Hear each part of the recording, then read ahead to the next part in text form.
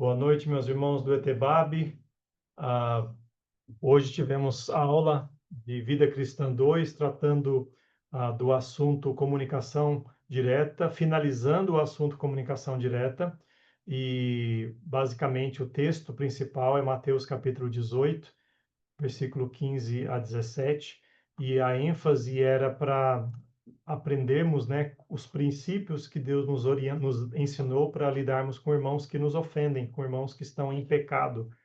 E a ideia do texto é de nós agirmos em passos, em ordens, na ordem em que está descrita nas Escrituras, que é nós irmos confrontar a pessoa, fazermos uma abordagem pessoal entre nós e a pessoa, né, para repreendê-la, para conversar logicamente com espírito de mansidão, com graça, com verdade. E se a pessoa nos ouviu e atendeu, né, se arrependeu, aí nós ganhamos ao irmão.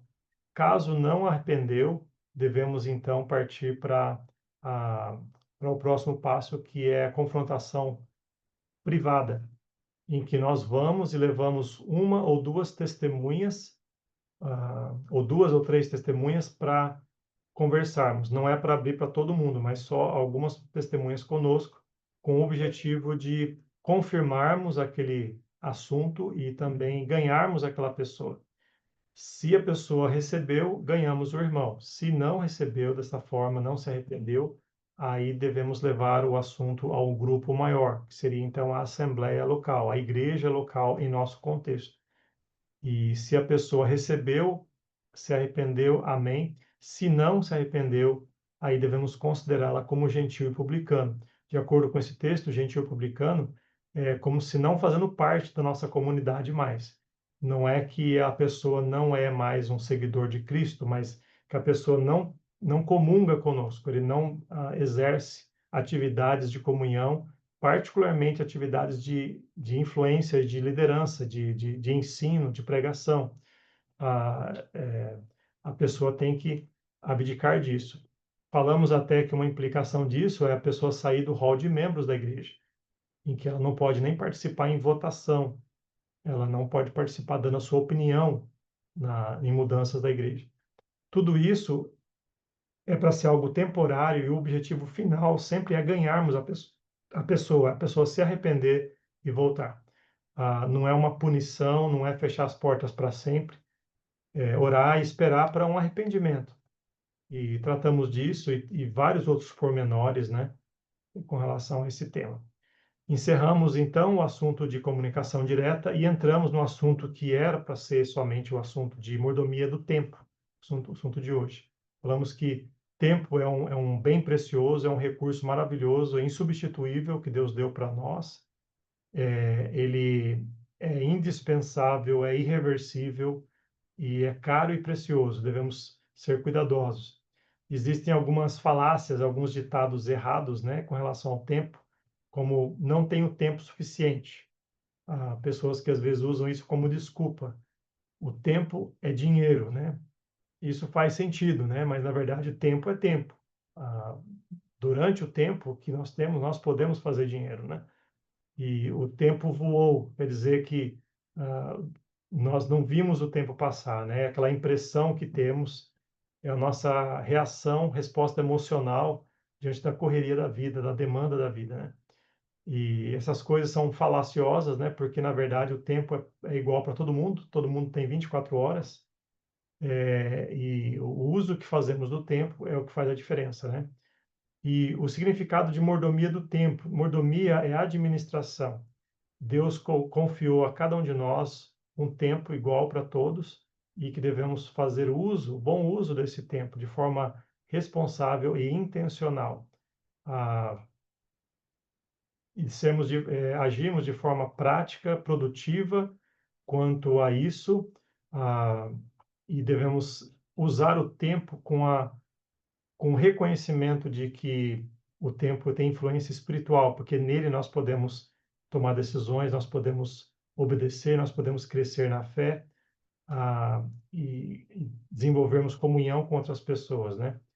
E devemos, então, entender bem o tempo para administrarmos bem a ele.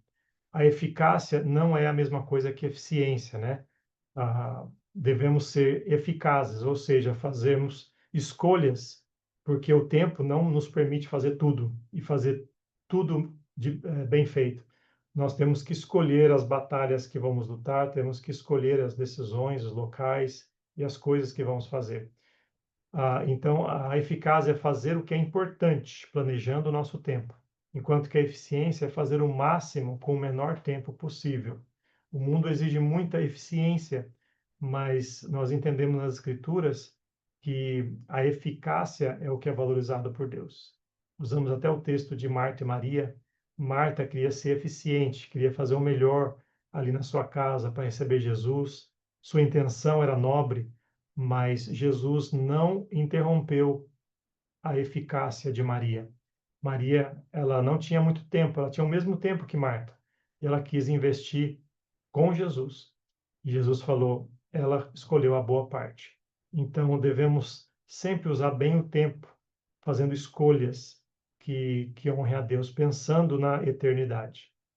O conceito bíblico do tempo se mostra em várias passagens.